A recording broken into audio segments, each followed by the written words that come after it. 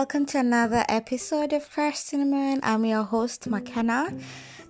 So today will be another reflections podcast, and mainly because things are happening in my life at the moment that are making me stop and just, reflect and think and see the bigger picture or see the distance traveled. I used to be a careers advisor, and one of the things when we were creating plans for the young people we were helping to charter their way into what career they would like is to see the distance traveled, and it used to fascinate me. But I think sometimes we forget when we grow older to see the distance traveled. This week, actually the end of last week on Saturday, my daughter turned 6 months, and for me that was a huge thing. One, because it means I can start weaning my baby and give her solace, and just it's a fascinating time. And also just to think, especially because I gave birth during the pandemic, during the lockdown. She's my lockdown baby. I just it's given me the motivation to just see her grow and see her strive and reach all her milestones and just crush them. And it's been fascinating. And as I was looking at her, and she's into making sounds and noises and feeling textures and just exploring galore. And I was like, where did this fascination come from? I usually joke with her in the morning and say, how was school? Because usually in the morning she comes up with new things. She wants to try this and try this.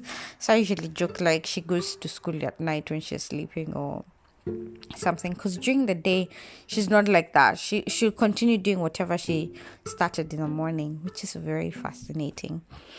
So and I was thinking of various things mainly, and it made me think, why do we stop being curious about the things around us when we become older? I've seen people, you go the same way home for years, and there's different ways to go to your house. For example, there's this street, that road that connects to this junction, but you always go the same way. You've never tried all the different ways you can get to your house. Why are you not curious? Why are you not curious about this building that is being built next to you, this organization that's coming up? There's a petition that has come up. Why are you not curious? For example, like now in England, there's a consultation about the new health bill for in the administration of human drugs, where they want to incorporate a vaccine for coronavirus. And information is out there, and why are you not curious to read it and give your voice to it? If you're for it, fine. If you're not, give your reasons. And that was the first reflection. The second reflection I thought is, as a mom, you really don't stop. It's just even if you have an easier day than others, an easier day, and that is relative, there's still a lot to do in the house. There's dishes to be clean, there's laundry to be done, there's cleaning to be done here and there. You still have to cook food, you still have to even do the normal things like take a bath, clean yourself, take care of yourself. And it made me think, for 6 months I've been concentrating so much on this humor, and sometimes I even forgot, like, my hair needs to be done. I need to do this. It's just been about this person, and it's important you also take care of yourself. Self-care, not just moms, also dads.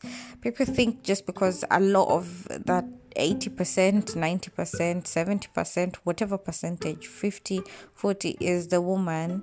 If you're in a monogamous relationship, if you're married and it's two parents, or you're raising a child with your partner, unmarried partner, it's two parents usually, and one is more than involved in the other, especially if one is breastfeeding, but the other person also gets tired, and they also need self-care, and they also need their times to relax, their times to have a lie-in and just reflect beyond just being apparent, because you're this other person before this little human came into your life. Yeah, so that's one of the things. And I really thought of this week, because there was so much to do, and there were days I even hardly washed a cup. It feels so guilty, and I realized, there are days it won't be possible to do all these things on your to-do list. So pace yourself, be graceful to yourself, be gracious with yourself, extend grace to yourself, chill. And just, if you manage to shower, get ready, get your baby cleaned, healthy, fed, that is an achievement for the day. And that's okay. Tomorrow will be another day for you to focus on the other things. And it's taken me such a long time to get here, because I used to get so stressed. The house is not clean, the dish is not done, food is not done, blah, blah, blah. And then I'm also stressed and I can't rest. And without resting, you're not able to breastfeed properly. It's just all these things. So no, extend grace to yourself. And then the third reflection I had was, and this is kind of I don't know if it's a sensitive topic or it's like not topic, but I'm even yawning because I'm tired. It's not a sensitive topic, but a sensitive point. I think sometimes we are obsessed so much with who's helping me when I have this, who's helping me. And when I first gave birth, that's what I looked at. I was like, I don't have help for this. I don't have this for this. But now I've gone back to work full-time, 9 to 5. I am taking care of my child full-time. There are no hours for that one. And I'm a wife. I'm a sibling. I'm a daughter. So there's all those aspects. And I still don't have the physical help in terms of, like a nanny or a big community of people where I can drop my child. And I was thinking, why are we obsessed with that situation? Okay, it's good to have it, but is it so that you can show people, oh, I can do it by myself, I didn't do it, or I need help? What is it, So I've come to reflect and say, okay, with what you have, use it. If you have help, 1,000 people, use that. If it's just you, be effective, efficient. Eventually you will learn what to do, what times, how to pace yourself, how to even rest. Even if it's 5 minutes, you will learn. And if that's how things are for you, then that's okay.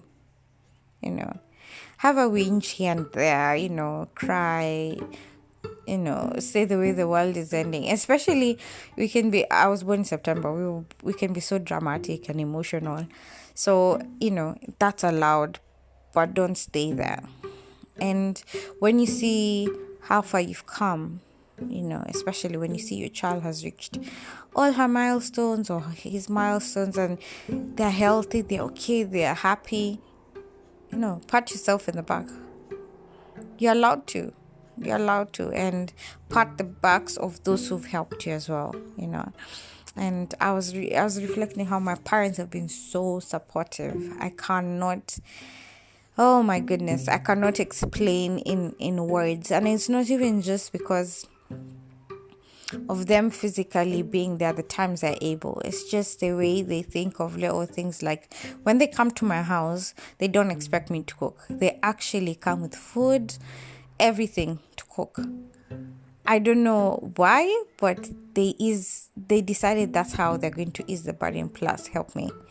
And I'm so grateful to them, because sometimes coming from an African setting, you feel the pressure, because I'm of African descent.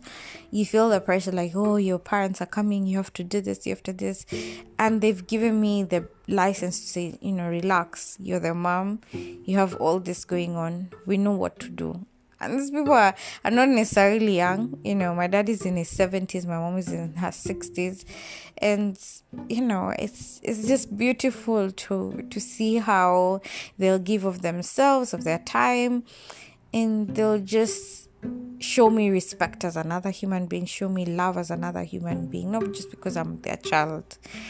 And I'm really grateful for that. And the other thing I reflected on is, having a supportive husband, wife, and especially my husband. I don't see it as, when we're raising this child, like he's helping me, because he's also taking care of his child. There's nothing like he's helping me, because that's his child. But I'm grateful for the person he is and what he does for our child and for the family. There's so many things he does even behind the scenes that I'm not aware of, or he'll think of things beforehand. Some things I'll be like, I'm just eager to see them go a certain way, but he'll do it in a different way and the result is achieved. So, pat the people on the back, those who you're in this journey together of growing a business, growing a foundation, raising a child, marriage, nurturing a marriage. So those are the reflections I had with my child within 6 months. And then there was one huge one. They have growth spurts. And this growth spurt for this 6 months has been whoa, like just whoa. Whoa. From waking up every hour to feed, all this crankiness sometimes, change of routine, it throws you. And that's why I finally figured out, we've always been told as human beings to be flexible, because anything can change any minute. I mean, we can see even with coronavirus, what's happened. You have to be flexible. You can't be so rigid that if something changed, you're disoriented. Okay, yeah, there's that throws you off balance a little bit, but you have to find a way to come back together, And I think that's why we have to, the army, the emergency services have drills all the time for, in case of emergencies, what to do, how to prepare, all those kind of things. So this is the time also you should have drills in your life. For example, if something were to happen, just go through it in your mind. If I lost my keys for the house, where can I go? Is there a neighbor I can talk to? Is there a person I can do this with? Is, if I lost my bank card, do I have money this where can I leave extra money somewhere in case I need it? All this kind of things. Do little drills so that if things throw you off balance, you're not that disoriented. And that's what growth spurts do. They just, one day, even in your own life, you're growing in a certain way. Your business is growing, your vision is growing, the desires you want, your plan, it's a growth spurt situation, and that can throw you, because it can mean intense 6 months of concentrating on something. Then after it's done and published, and the book is out there, the business is established, there's customers, your website is running, your podcast is going, all these things, then you have times of rest and reflection and engaging again with people. So I just wanted to leave you those reflections and wish you a lovely weekend. Sorry there was a helicopter going through. Now that life is kind of becoming the new normal, there's sounds and voices everywhere. So my challenge to you is reflect, give a pat on the back to those people who've walked with you the journey. Look at the distance traveled. Thank you for tuning in for this episode of Crush Cinnamon episode. Bye.